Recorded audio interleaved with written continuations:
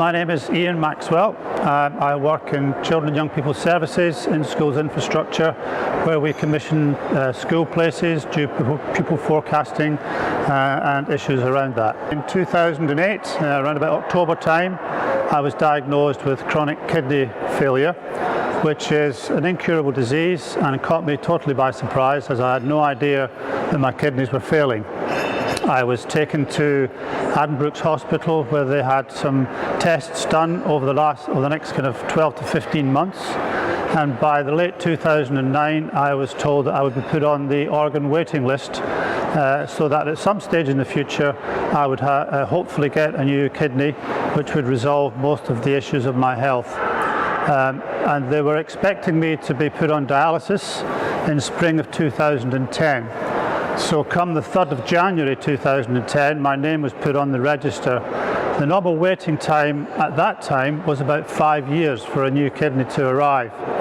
So I was not looking forward to being on dialysis 3 times a week for the next 5 years, for every week of that time.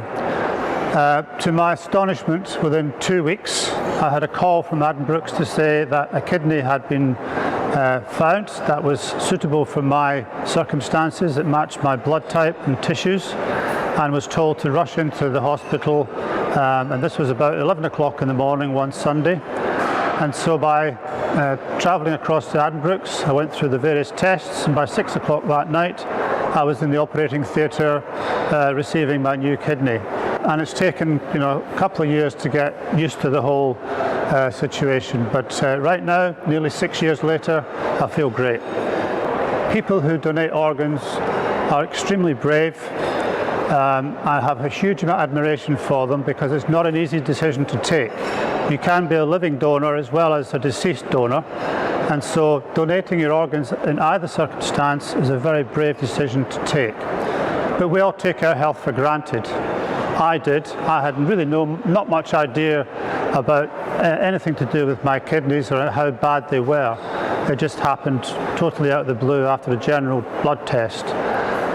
Since having had the transplant, it makes you realise just how lucky you are to have your health, and for someone to have donated one of their own organs so that I can live and start a second life is just beyond belief, because otherwise I would probably still be on dialysis. I might be lucky enough to have another kidney by now, but it does transform your life. As I say, it gives you a second lease on life, and that person has passed away. They died so I could live. Don't hesitate. Do it right away, because you never know what can happen in life. Things can happen very quickly, as we all know. It can be turned around very quickly. But nonetheless, you have to consider the consequences of what happens. As I say, you don't have to be dead or have passed away to donate an organ. You can be a living donor for a kidney, part of your your liver, for example. And so it's an important thing to think about, but also think of the consequences that you are helping to save and transform another person's life. And if you do pass away, and your organs are used to the full extent, you could save up to 7 people's lives just by one person. So think about it.